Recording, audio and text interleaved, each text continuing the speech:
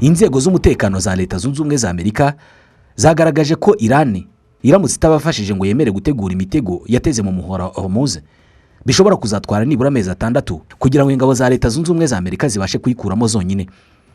Ni integuza y'uko ubuzima ku isi bushobora gukomeza gukomerera benshi cyane cyane biturutse ku izamuka ry'ibiciro, kubera ko byaba bisobanuye ko uyu mwaka wose uzarangira umuhora Hormuz utari nyabagendwa. Nibigenda bitya isi zabyifata mite. Reka tubivugeho. Ntabwo twari twarigeze duhangayikishwa n'ibiciro ku isoko nk'uyu munsi. Abacuruzi bose bafashe icyemezo cyo gukuba inshuro nyinshi ibiciro by'ibicuruzwa byabo bose, usibye magaza cyangwa se iduka rimwe ryonyine muri Kigali, Kigali All in One Shop. Iri ni iduka rinini riri rwagati mu mujyi wa Kigali mu nyubako ya GF Plaza, inyubako iteganye na Kigali City Tower. Kigali All in One Shop iri muri etaje ya 5 muri GF Plaza. Aha niho ibitangaza mu birebana no guhaha bibera, kubera ko hano ntabwo bagurisha ibicuruzwa gusa, ahubwo bagurisha ibisubizo ku biciro utatekerezaga ko bikibaho. Ibikoresho byo mu gikoni nk'amasahani, amatase, ibikoresho by'abana, ibikoresho by'isuku, imyambaro y'abakuru n'abana, ibikinisho bitandukanye by'abana, imashini zoroshya akazi kandi zikakihutisha mu gikoni, intebe nziza zo muri salon, ibikoresho bya siporo nk'imipira yo gukina, imashini zo muri gym, amasakoshi meza y'abadamu n'abakobwa, byose ku giciro gito cyane. Abafite ubukwe, abashaka gutanga impano cyangwa se abakeneye ibikoresho byinshi cyarimwe, ni muduhamagare cyangwa mutwandikire tubategurira ibyo mukeneye byose. Mwe muze mubifata gusa, nta byo kuzenguruka mu iduka ufata kamwe kamwe. Ibyo ushaka byose turabifite kuko turi All in One Shop.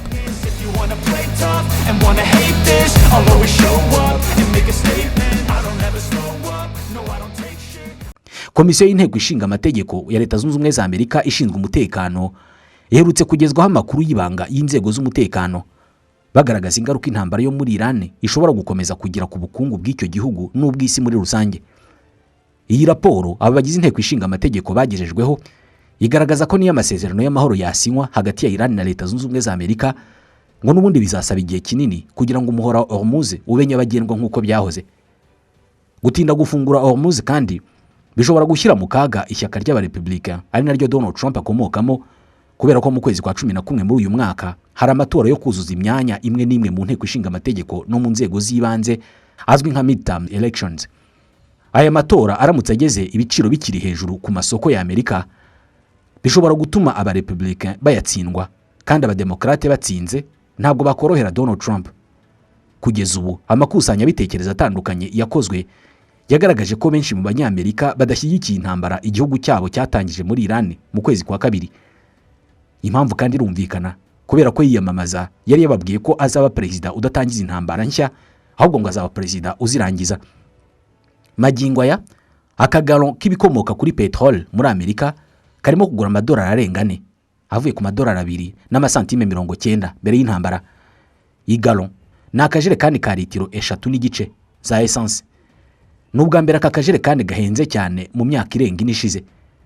Kuba Hormuz izatwara igihe ngo ifungurwe bishobora gutuma ibi biciro bigumaho, ibintu abanyamerika benshi batifuza. Biramutse binabaye hari uwabyishyura, kandi uwa mbere ni Perezida Donald Trump. Tugarutse mu kiganiro cyabereye mu muhezo hagati y'abadepite bagize komisiyo ishinzwe umutekano mu nteko ya Amerika ndetse n'abayobozi bo muri Minisiteri y'Ingabo y'icyo gihugu, ngo babwiwe ko Iran yateze imitego irenga 20 mu ndiba y'amazi agize umuhora Hormuz. Imwe muri iyo mitego yahujwe n'ikoranabuhanga rya GPS ikagenda yimurwa gahoro gahoro bitewe naho bashaka kuyishyira. Ibyo ngo byagoye ingabo za Amerika kubera ko kuyitahura bigenda bigorana cyane.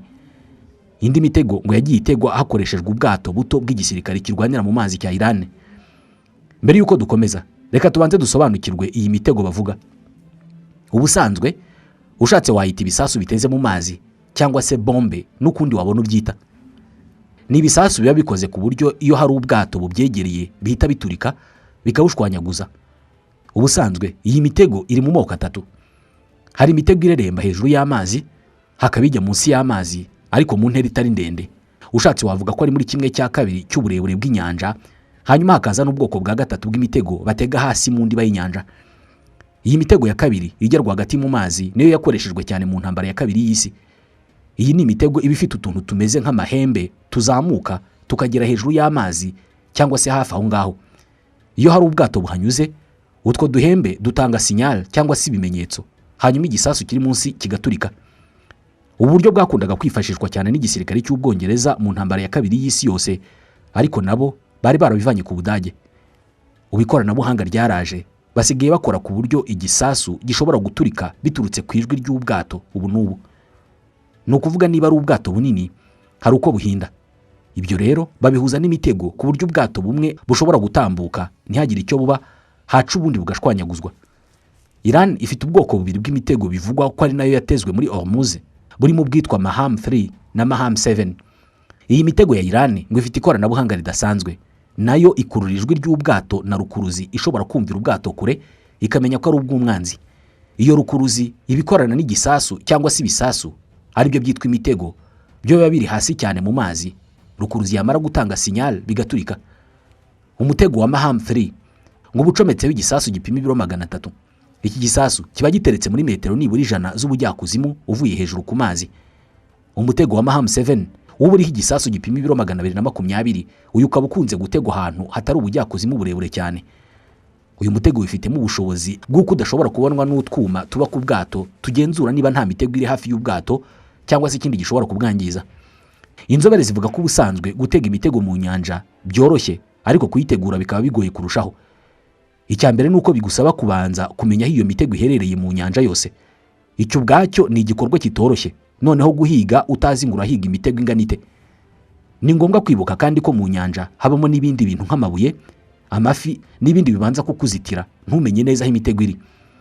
Nyuma yo kubona aho imitego iherereye, inzobere zijya gupima kugira ngo zimenye niba ibanza gukurwaho cyangwa se niba nta kibazo iteye. Iyo basanze iyo mitego iteye ikibazo, inzobere zitegura iyo mitego binyuze mu kuyiturikiriza mu mazi cyangwa se kuyihambura ku buryo nta kibazo iza guteza abanyura aho hantu. Uko ikoranabuhanga rigenda ryiyongera, haboneka uburyo butandukanye bwo guhiga no gutegura imitego.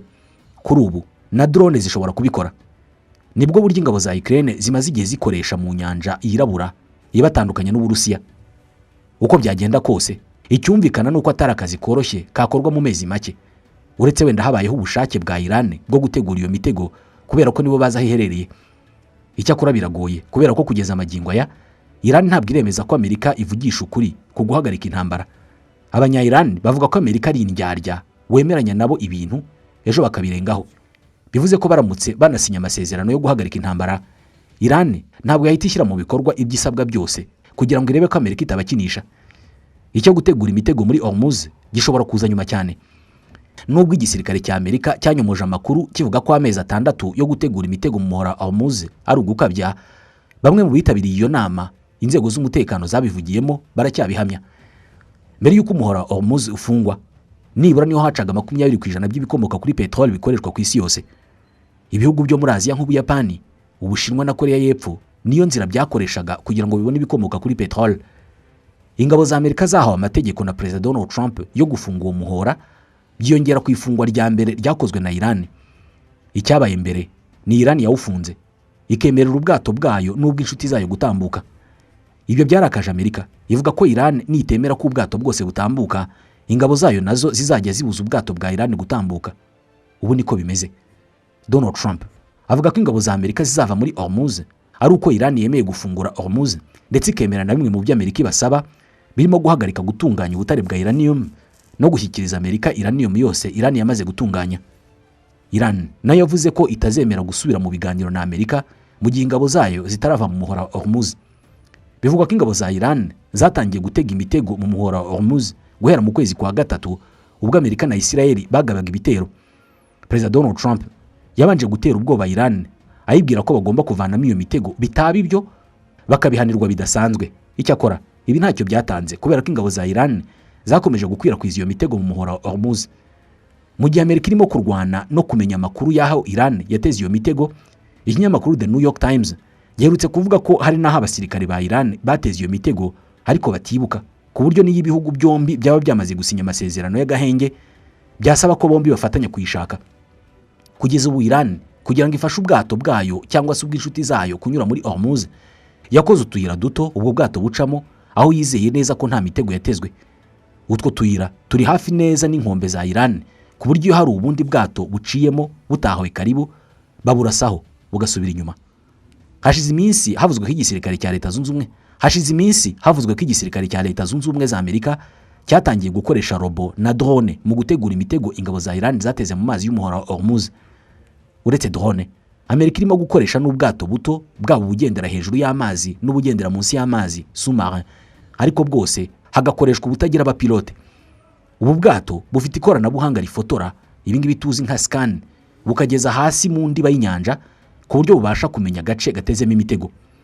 Umuhora wa Hormuz ni inzira nto cyane ifite ubugari bwa metero 38. Ni ukuvuga ko uri ku butaka bwa Iran abareba ubwato bwose butambutse muri uwo muhora. Byoroheye cyane ingabo za Iran kurasa ubwato bwose babonye buhanyuze. Gufunga uyu muhora byashyize isi mu kaga gakomeye, cyane cyane izamuka ry'ibiciro by'ibikomoka kuri petrol.